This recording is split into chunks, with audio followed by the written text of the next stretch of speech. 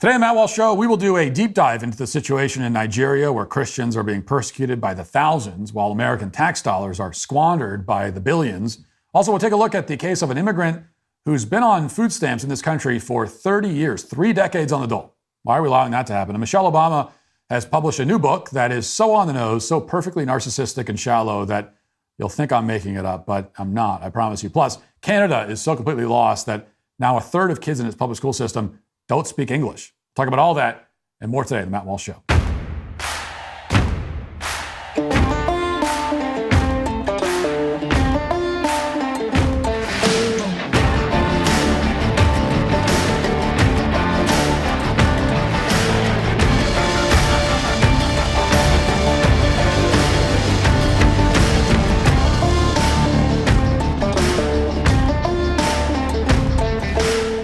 You know, I'm an advocate of making informed decisions in day-to-day life. The same goes for making decisions about healthcare. It's open enrollment season, and insurance companies are betting you'll just auto-renew without asking questions. But you're smarter than that. If you're tired of overpriced premiums and confusing fine print, there is a better way. Crowd Health is a community where people fund each other's medical bills directly. No middlemen, no networks, no nonsense. Stop playing the insurance game and take control of your healthcare. With Crowd Health, you get healthcare coverage for under $100 a month. And that's not some bare bones plan with a million exceptions. That includes access to a dedicated team of health bill negotiators who fight on your behalf, discounted prescriptions and lab tests that actually save you money, and a vetted database of affordable, high-quality doctors handpicked by Crowd Health. If something major happens, you only pay the first $500, and the Crowd steps in to help fund the rest of your medical expenses. It's honestly what healthcare felt like before everything got overcomplicated by corporate middlemen, a real community of people who actually want to help each other with unexpected medical events. You're not just another policy number in some faceless corporation's database. So far, Crowd Health members have saved over $40 million in healthcare expenses because they simply refuse to overpay for care. The system is counting on you staying stuck in the same overpriced, overcomplicated mess year after year. Don't give them the satisfaction. This open enrollment, take your power back. Join Crowd Health to get started today for $99 for your first 3 months using code Walsh at joincrowdhealth.com. That's joincrowdhealth.com, code Walsh. Crowd Health is not insurance. Opt out. Take your power back. This is how we win. Joincrowdhealth.com. When the president announced that we might soon be taking sweet military action inside Nigeria, as he put it, in addition to cutting off all foreign aid to the country, he raised a lot of very urgent questions that need to be answered. And the first question, of course, is what exactly this sweet military action will look like. Nigeria doesn't have much in the way of anti-air technology, nor is their military capable of defeating LSU's football team, much less the U.S. Army. So the options are pretty much limitless on that front, especially if you're not a fan of the mercy rule or playing remotely fair. We could film the next Top Gun movie over West Africa in the next few weeks if we wanted to. And whatever you think of those movies, no serious person could test the fact that they featured some pretty sweet scenes. The other important question that's raised by Trump's remarks, as we briefly discussed yesterday, is why are we sending any foreign aid to Nigeria to begin with? Why is there any foreign aid to suspend? Now, when I asked that question yesterday, I genuinely had no idea what the answer was. I was aware of statistics showing that since 2021, we've been sending roughly $1 billion, just $1 billion every single year to Nigeria. And for the decade before that, we were giving them about $500 million every year. And most of that money is supposedly earmarked for humanitarian and economic purposes. And yet, if you look at the current state of Nigeria, it's not doing so well, despite receiving all that money from your checking account.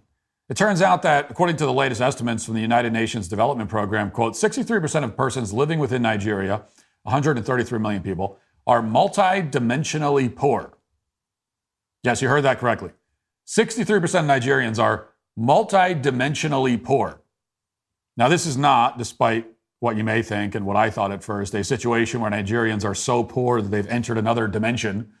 Apparently, according to the United Nations, being multidimensionally poor means that in addition to having no money, you also have poor health, poor education, poor living standards, poor sanitation, poor housing, and poor access to electricity.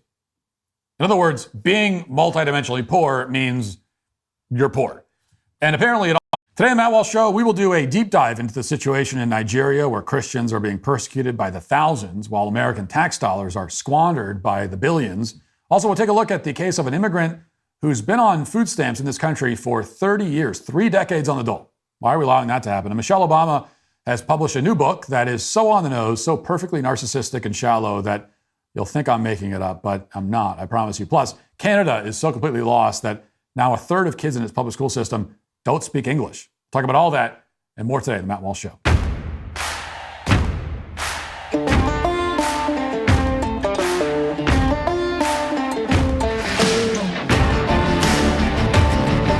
Today on The Matt Walsh Show, we will do a deep dive into the situation in Nigeria where Christians are being persecuted by the thousands while American tax dollars are squandered by the billions.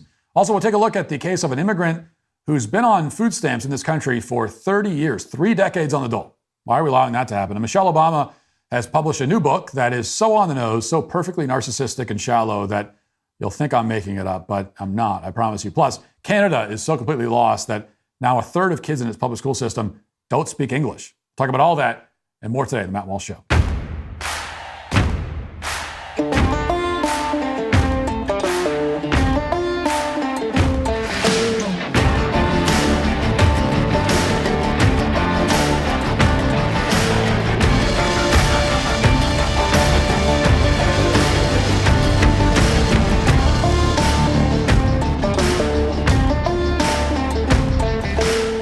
You know, I'm an advocate of making informed decisions in day-to-day life. The same goes for making decisions about healthcare. It's open enrollment season, and insurance companies are betting you'll just auto-renew without asking questions. But you're smarter than that. If you're tired of overpriced premiums and confusing fine print, there is a better way. Crowd Health is a community where people fund each other's medical bills directly. No middlemen, no networks, no nonsense.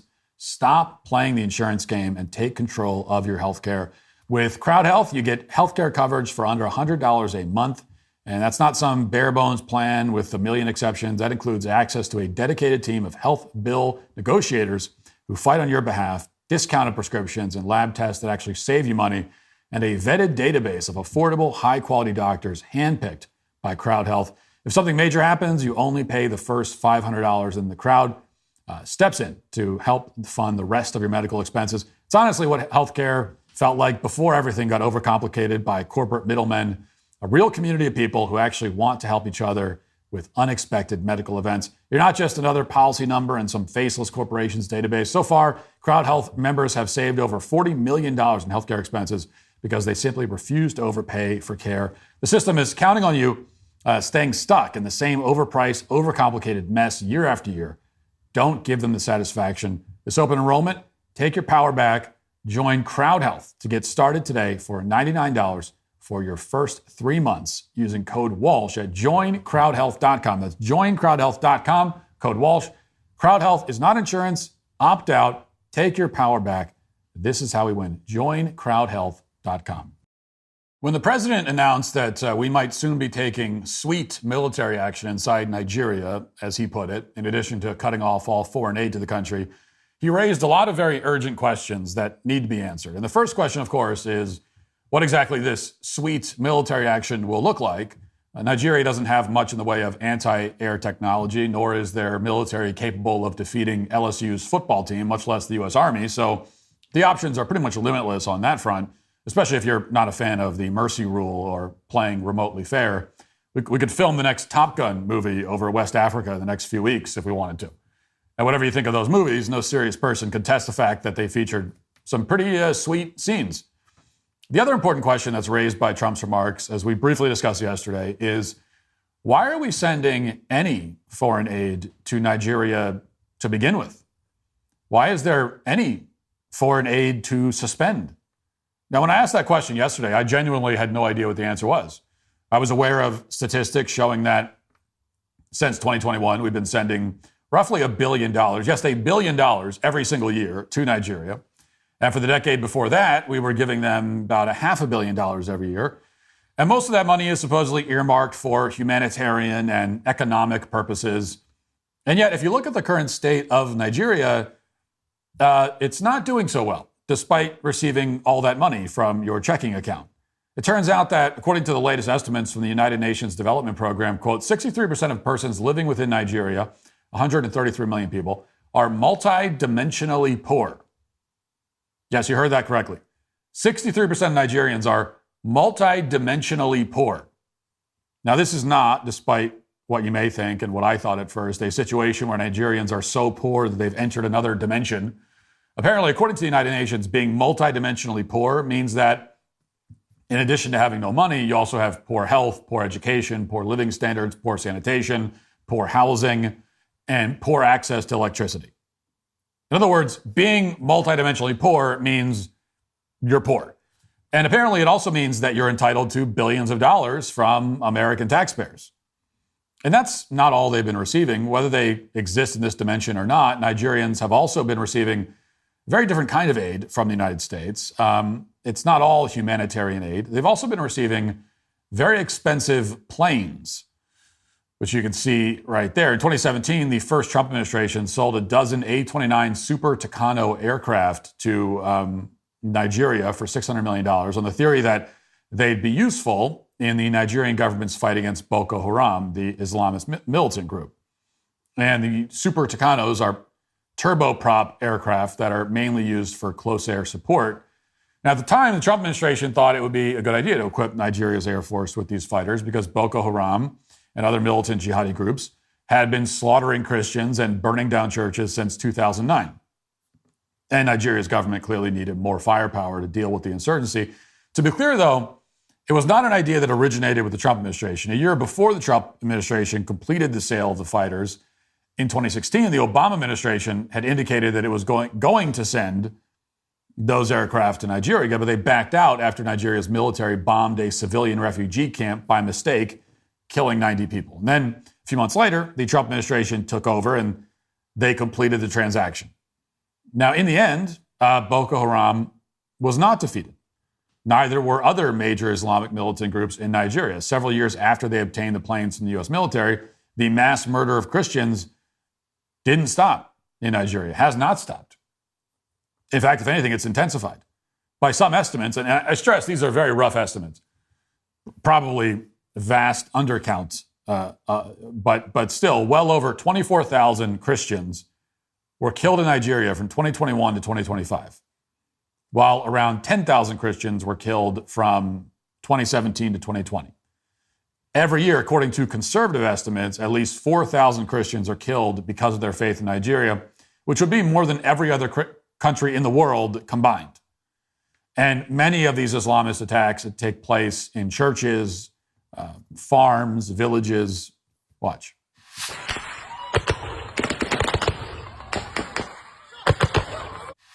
Now, in response to footage like this and the massacre of Christians, here's the frame. In every single case, Democrats were using the word democracy to describe some of the most undemocratic practices imaginable.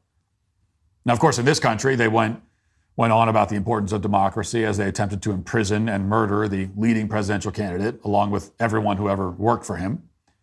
In Nigeria, they pontificated about democracy even as the state lost its monopoly on the use of force and as Islamist terrorist groups seized control of large portions of the country. But, Nigeria is not really a democracy. It's a failed state where Christians are being hunted en masse. And you have to ask yourself, if the entire corporate media and the Democrat Party are willing to lie to you about what's happening in Nigeria, why wouldn't they excuse the same type of massacre in this country? I mean, it'd be one thing if they tried to claim that foreign entanglements are inherently risky or that we don't want to risk the lives of U.S. service members. I mean, those are reasonable arguments. You can make those arguments. Or if they claim that we could solve all of Nigeria's problems, all of their multidimensional poverty by sending them a little bit more money, which is not a reasonable argument, but, they could also try to claim that. But they're not really doing that. They're telling you that Christians aren't actually being gunned down, even though it's happening on camera. Whatever Donald Trump chooses to do in Nigeria, Christians in this country and all over the world should never forget that. The people who want you dead aren't just in Boko Haram or ISWAP or ISIS. They're not 5,000 miles away. They're trying to return to power. They're running in several major elections today, in fact.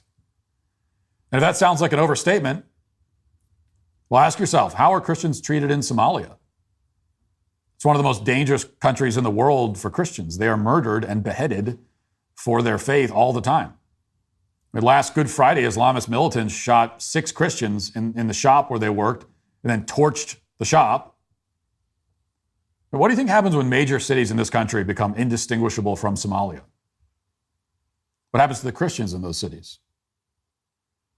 Well, if they win today's elections with the help of millions of imported foreign voters, in Democrats' eyes, it'll be a major victory for democracy. But what they won't tell you is that their ideal version of democracy is not anything that Ben Franklin or Thomas Jefferson had in mind. It is Nigeria and Somalia's definition of democracy. And one election in New York or Minneapolis at a time, we're on our way to getting just that. Now let's get to our 5 headlines.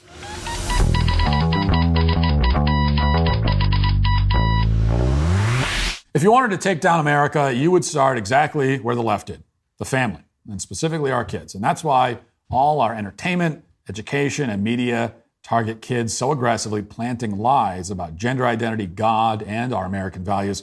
If we don't equip them with truth from a young age, we shouldn't be surprised when they grow up believing lies. And that's why I'm such a big believer in Brave Books. They're helping families teach timeless values through engaging stories that kids actually love. Each month, you get a new book that reinforces a pro-God, pro-America value like courage, honesty, love of country. Each one has conversation starters and games to bring the whole family together. And with their new streaming platform, Brave Plus, you'll have a whole library of wholesome, trusted shows and movies vetted by real parents, and it's included free with your subscription. Go to bravebooks.com/Walsh and use code Walsh for 20% off your first order when you join the Brave Book Club. That's bravebooks.com/Walsh, code Walsh. We all know costs have been all over the place: groceries, gas, subscriptions, you name it. So it's no surprise that we tend to assume everything is more expensive than it actually is. Case in point, 72% of Americans overestimate what life insurance actually costs. Turns out it might be more affordable than you think. Policy Genius makes finding and buying life insurance fast, easy, and surprisingly affordable. So if something happens to you, your loved ones have a financial safety net. With Policy Genius, real users have gotten 20-year, $2 million policies for just $53 a month. Looking for life insurance can feel overwhelming, but Policy Genius makes it surprisingly straightforward. They let you compare quotes from top insurers in just a few clicks, so you can find coverage that actually fits your needs and budget. What really sets them apart is their team of licensed agents who walk you through everything, step-by-step answering questions, handling the paperwork, and advocating for you throughout the process. They lay out all your options clearly, with coverage amounts, prices, and terms right in front of you. No guesswork, just clarity. And since life insurance is such an important part of financial planning, it helps that Policy Genius is the country's leading online insurance marketplace with thousands of 5-star reviews on Google and Trustpilot from people who found exactly what they needed. As a father and husband, I know how important life insurance is, and the peace of mind that comes with knowing that your family will be financially protected and able to maintain their quality of life, even if you're no longer there to provide for them. So, secure your family's future with Policy Genius. Head to policygenius.com/Walsh to compare life insurance quotes from top companies and see how much you could save. That's policygenius.com/Walsh.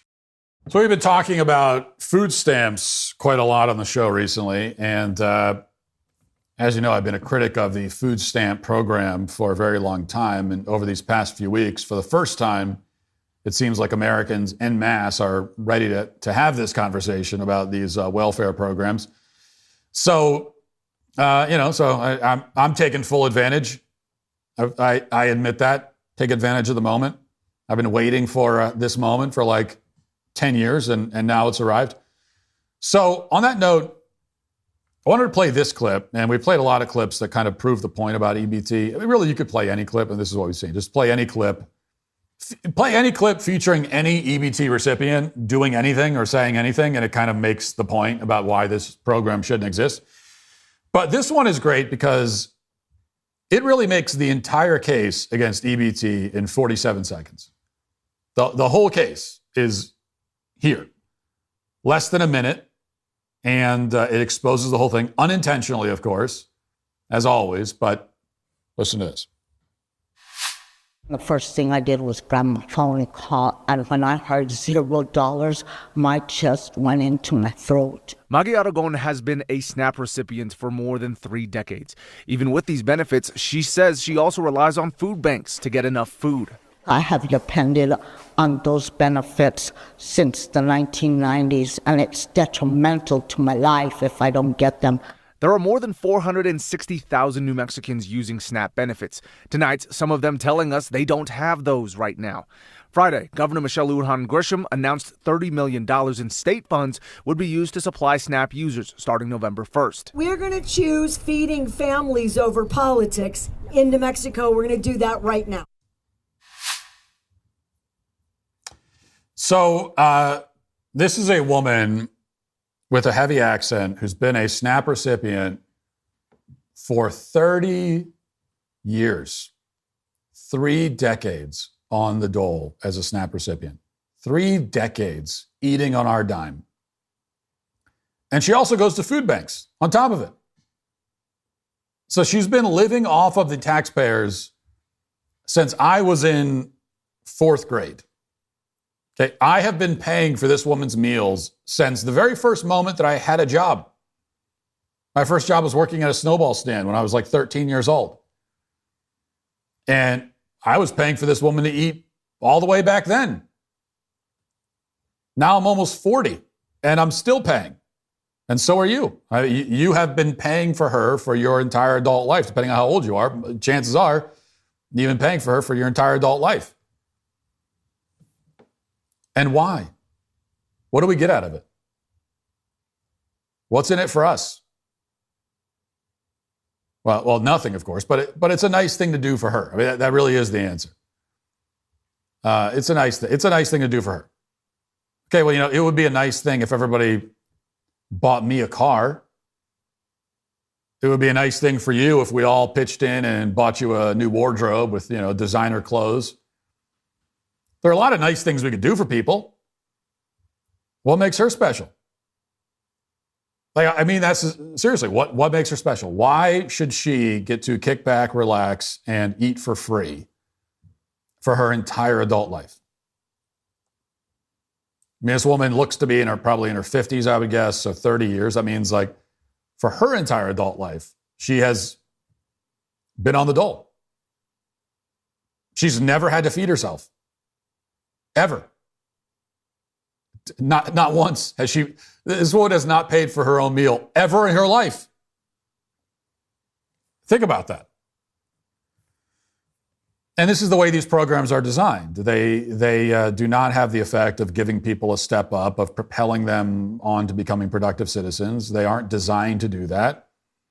They are designed to keep you dependent and make you dependent, to keep you there in a state of dependence until you die. That's what the programs are designed to do, and it's what they, in fact, succeed in doing. Now, you might speculate that, and I saw some of the comments under this video, people saying, well, maybe she's disabled, and that's why she's been on the dole for 30 years. Well, the problem is that, first of all, she's, standing there, having a conversation, speaking in a relatively coherent way, even if it's a thick accent. So there's nothing obvious in that video that would seem to disqualify her from having any kind of job, especially these days. Using that as an excuse, especially these days, like half of the jobs are work from home anyway. Pretty soon, that's going to be almost every job. So the idea that she can't work at all for her entire life is hard to swallow. But the other problem is that disabled doesn't mean anything anymore. It's one of the many words in our society that's been so broadly used and misused that it just doesn't mean anything anymore. It used to be that if somebody was disabled, then you knew that they suffered from some very obvious physical impairment that made it impossible for them to live a normal, functional life. Like you can't walk or you can't see. You could still be a functional person if you can't walk, you can't see, but it's like, okay, there's a physical impairment, a physical disability. It's like an ability that you don't have, that you're missing because of this problem that you have physically. But now, of course, anything qualifies as a disability. Depression is a disability, legally, under the law, under the ADA, the Americans with Disabilities Act. Depression can be considered a disability. How does that work? I mean, you can't see depression. You can't diagnose it with a body scan or a brain scan. Anyone can claim to be depressed. And what's more, not working, not being productive, living on food stamps will make you depressed. So someone's disabled, they're depressed, they're on some kind of welfare program. That just makes them more depressed. And so now it's a self-perpetuating thing by design. Again, this is all by design. So I don't know, does this woman have a disability? And if it is a disability, is it a real one or a fake one? Well, we have no idea. It doesn't matter. That's the point. The point is that the system is designed to breed dependency, and a system is what it does, and that's what this system does. That's why I say tear the whole thing down. I mean, we got to tear the whole welfare state down. Get rid of all of it. Get rid of the whole thing and start over. Now, I'm not saying there should be no safety. I mean, this is why so much of the language that we use to discuss these things, the language is totally out of step with reality. Because you hear people talk about this like welfare programs as a social safety net. It's a safety net. Well, what's a safety net? A safety net is, you're walking across a tightrope and there's a safety net, and then if you fall into the safety net. If you're in the circus, an acrobat, you have a safety net. If you fall into the safety net so that you don't crash onto the ground and become a pancake on the ground. Okay, that makes sense. But you don't live in the safety net. The whole point of the safety net is that you fall into it and you go, wow, I'm glad this thing is here. That was a close one. But then you get out of the safety net. You don't set up camp there. You don't live there. If you just live, if you say, okay, well, I'm going to hang out here in the safety net and go to sleep. Well, it's not a safety net anymore. It's a hammock, right? That's what it becomes. And so these safety nets are now hammocks where people say, oh, this is kind of comfortable. I'll just stay here. I'll take a nap and I'll lounge here, drink some lemonade, watch some TV, and I'm not ever getting out of this safety net. Okay, well, it's not a safety net anymore. Safety net is you fall into it. Okay, good. Glad you were safe. Get out. Social safety net. Okay, you fall in hard times. You lose your job. Something happens to you.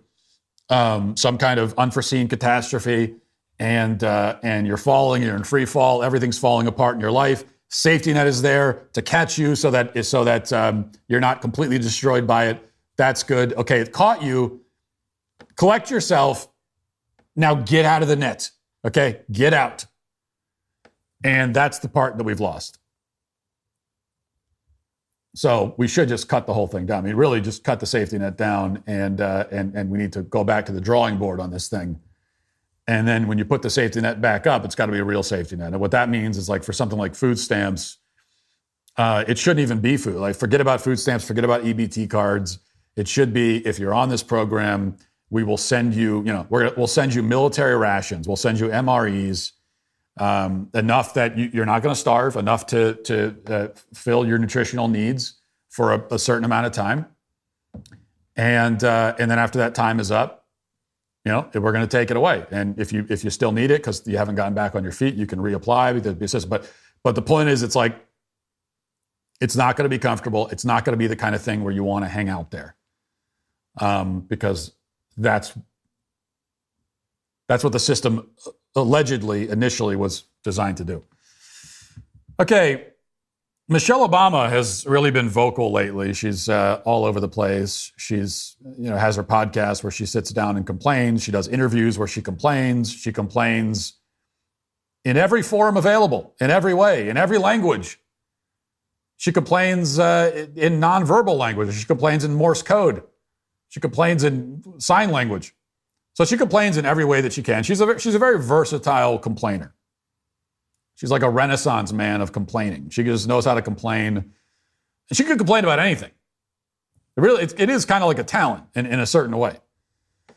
So now she's back at it. She's doing an interview here, and we're going to play the clip. But by the way, she's on the interview circuit to talk about her new book. She's got a book out. And I saw this clip this morning, and that's how I found out that she has a book out. I hadn't heard about it.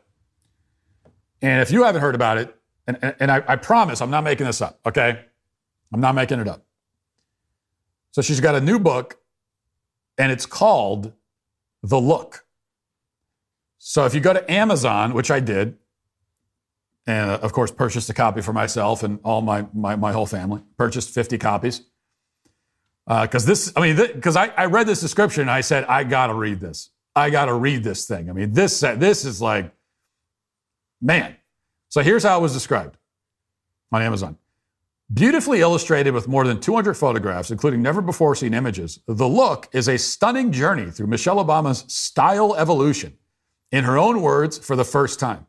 In this celebration of style, from the moment she entered the public eye through her husband's U.S. Senate campaign, through her time as the first black first lady, and today, as one of this country's most influential figures, Michelle Obama shares that she uses the beauty and intrigue of fashion to draw attention to her message.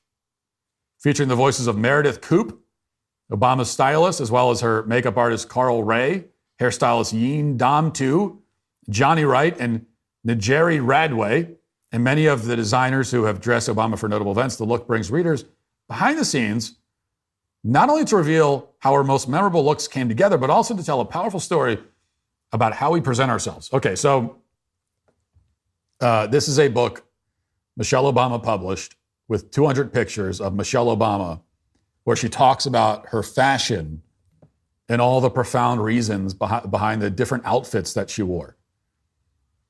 This is what this woman's narcissism has led to. This is what it has wrought.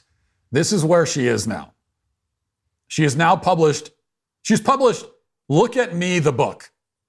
A book where every single page is just her begging you to look at her. I mean, the title of the book is Look. That's the title. Look, everyone, look at me. Hey, everyone, look at me. Did you see this? Now look at this. Look at me here. Why aren't you looking? Look some more. Please why aren't you looking at me? Why aren't more people looking at me right now? That should be the title of the book. Why aren't more people looking at me? The story of Michelle Obama. And it really is just pictures of herself. She basically went into her camera roll on her phone of all of her selfies and published them as a book. She looked at her selfies on her phone and said, this should be a book. She went through her selfie camera roll and it's just nothing but 10,000 pictures of herself. And she said, this should really be a book. I think this should be a book. This is the perfect fodder for a book. And each picture has a caption where she waxes poetic about the reasons for wearing whatever she has on. Right? Like it's a picture of her, and then it's, here I'm wearing a green dress because this is to signify my profound love of nature, or whatever, stuff like that. Here I'm wearing a jockstrap because I'm a man. That's also in there. I think. I don't know. I heard that was in there. So here's an actual headline about this book. This is a headline published. This is in a mainstream publication. Here's the headline, just so you know. Michelle Obama reveals the surprising reason she got bangs in the White House. Wow, thank God. Finally, the mystery is solved. Because I've been wondering this for years. Right? She finally revealed why she had bangs. And every morning and every night, I have gone to bed and I wake up tortured by this question. Why did Michelle Obama have bangs in the White House? Why? Why the bangs? I've said it so many times. You can ask my wife. Every day I'm asking, why did she have bangs? Why did she have them? I pursued this question all over the globe. I've waded through jungles and wandered across deserts. I went to the top of a mountain in the Himalayas and consulted like a Hindu oracle. And I said, Guru, why did Michelle Obama have bangs? Why did she have them?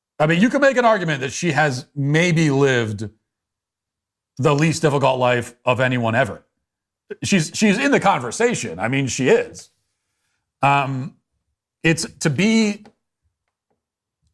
a first lady in modern America is about as easy and comfortable and luxurious and enviable as a life can possibly be. And that's first lady. Now, I'm not saying that to be the president. To be the president, at least while you're doing the job, is actually one of the more difficult lots that you can. It's one of the more difficult ones that straws you can pull. Even which is why I would never want the job. But the first lady, like, you don't have to do anything. A first lady is like they give you some little project to work on. Every first lady has a little project. They give her a little project, and they say, the next 4 years will be about this. And so for what was Michelle Obama, it was what was it? Let's move or whatever.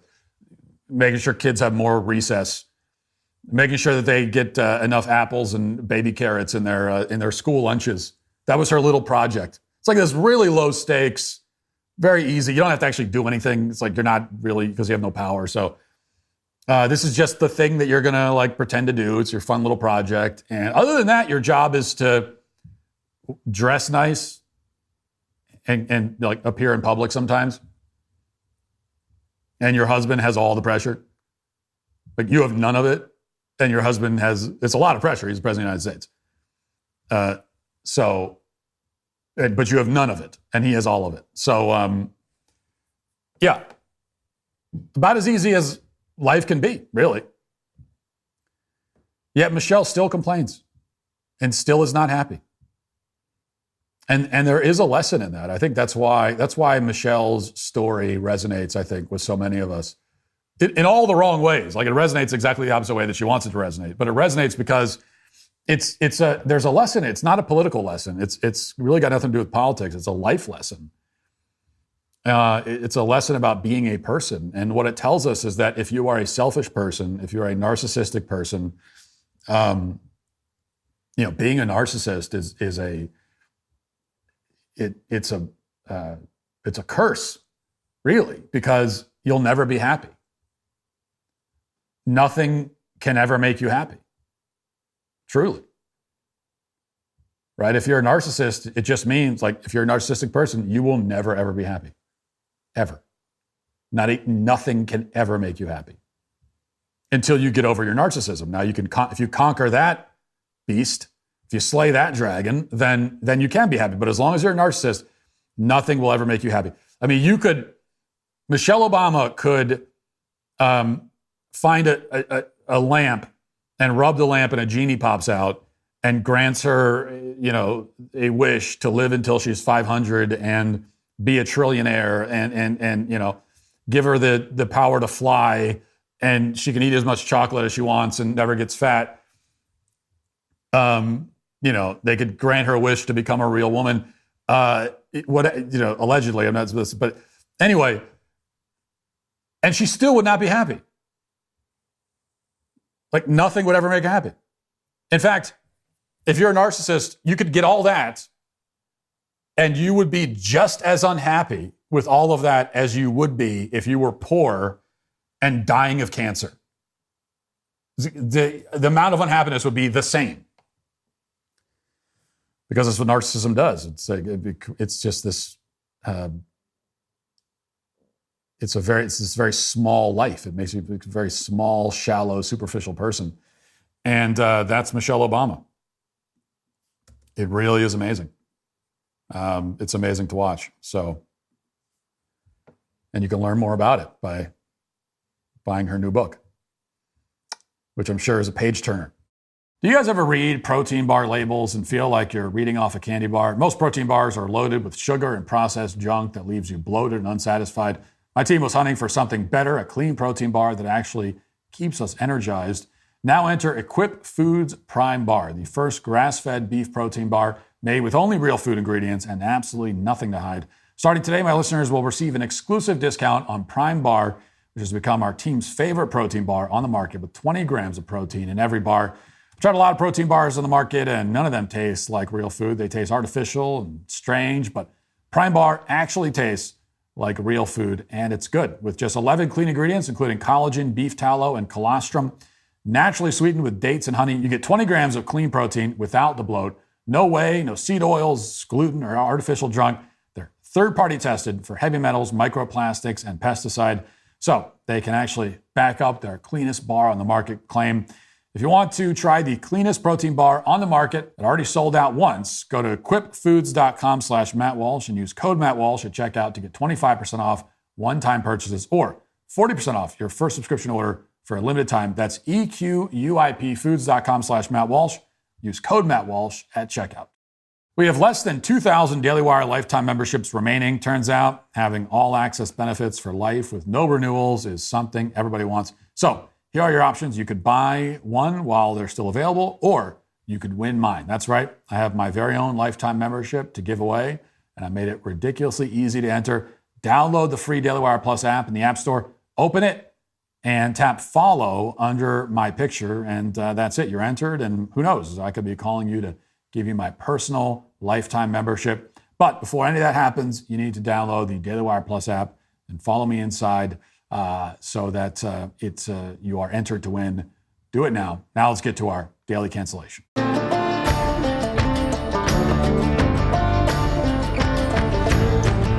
Well, it's been a very difficult few days for Canadians, which admittedly is really saying something. It's a bit like saying that you had a rough afternoon when you're a prisoner in a Siberian work camp. But alas, even by the standards of day-to-day life up north, this has not been an easy week. And that's not just because the Toronto Blue Jays lost the World Series in a very painful fashion in Game 7 after making a series of preventable mistakes, including sliding feet first into a force out at home plate and after taking the smallest lead from third base that's ever been taken in the history of the sport. Really, every single aspect of the World Series, from the pregame performances to the postgame arrangements, just a complete debacle for Canadians. And to give you an idea of how bad things got, one vaguely, potentially non-binary performer even changed the words of "Oh Canada," the already terrible Canadian anthem. I mean, frankly, it's pretty bad, just being honest, but changed it to "Our home on native land" instead of "Our home and native land." Listen. Oh, Canada,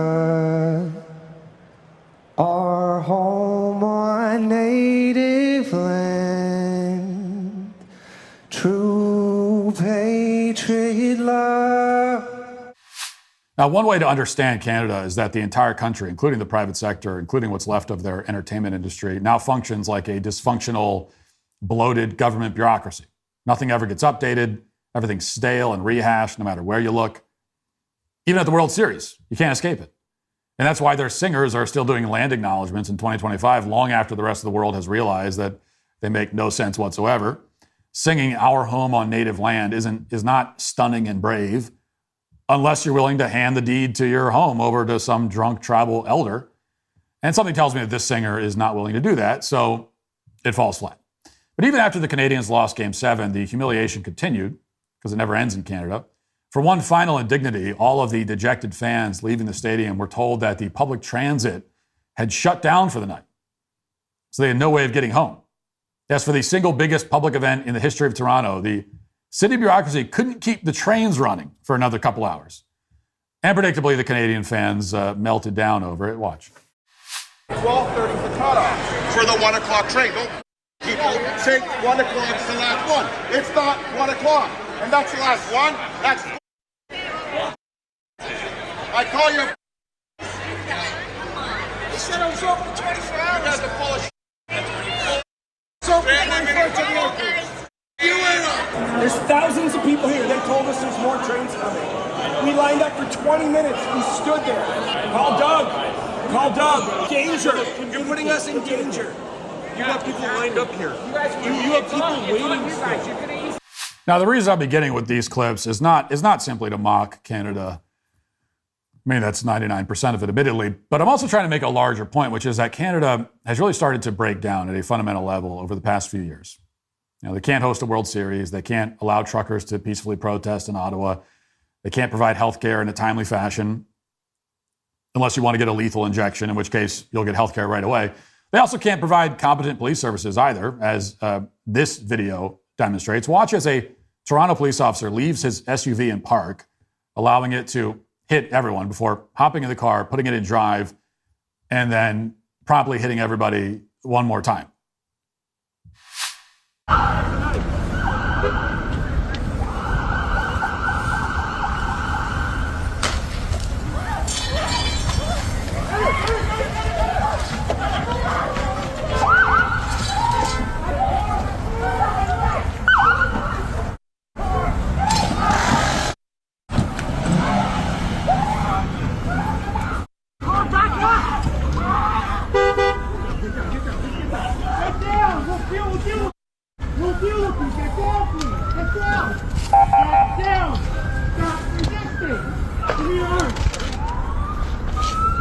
Stop resisting!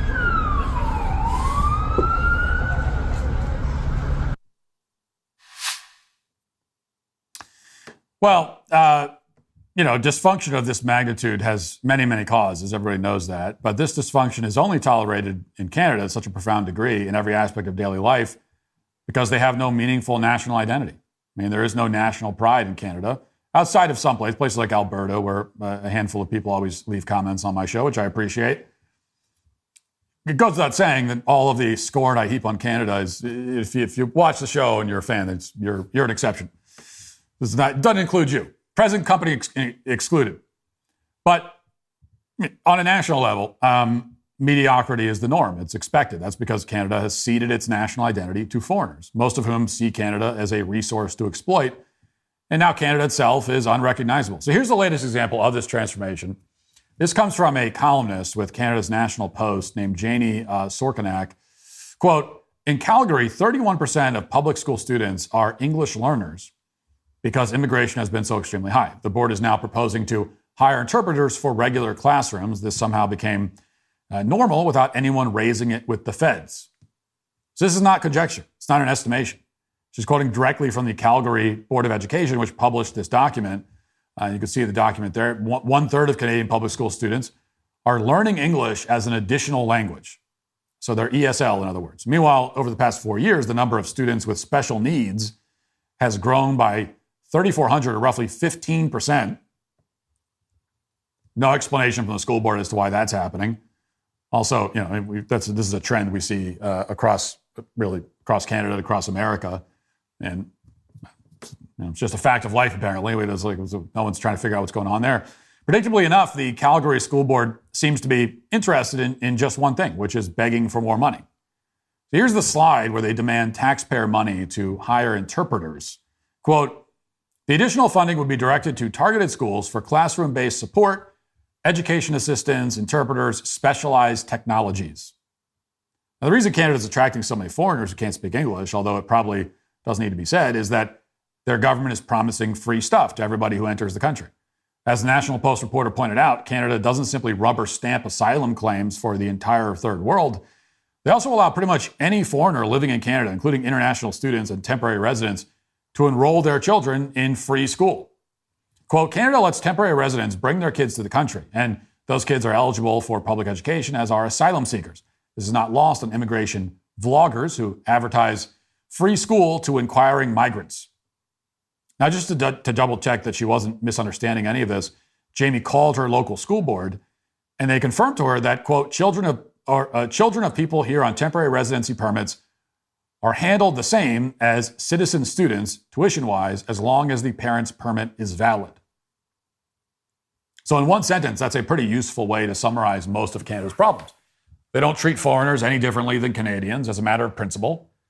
Never mind the fact that these particular foreigners haven't paid into the public education system in Canada. Never mind the fact that some of these particular foreigners will go back to their home countries after completing their free education in Canada. And most of all, never mind the fact that the quality of education for all Canadians is suffering in very observable ways from the enormous influx of foreign students into every major school district.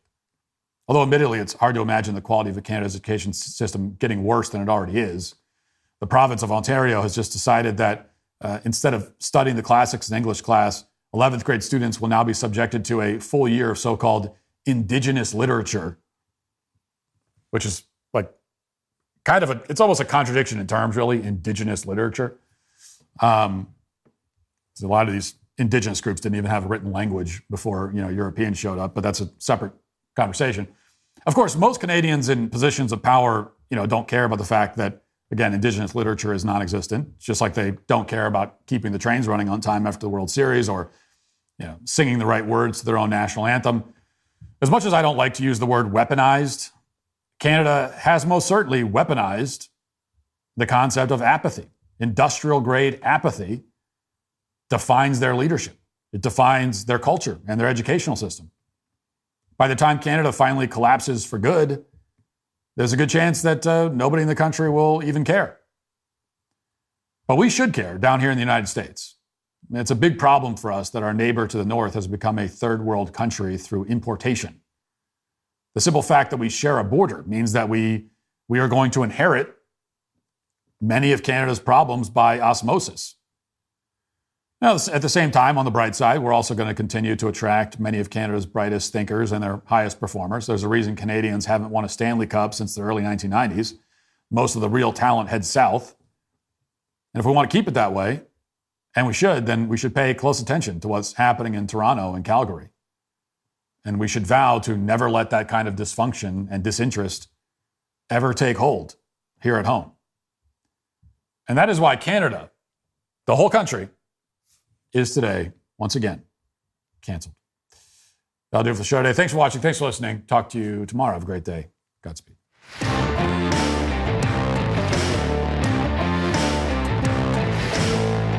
Dick Cheney dies, Nancy Pelosi retires, and Democrats pin their Election Day hopes on communists, Muslims, and psychos. Check it out on The Michael Knowles Show.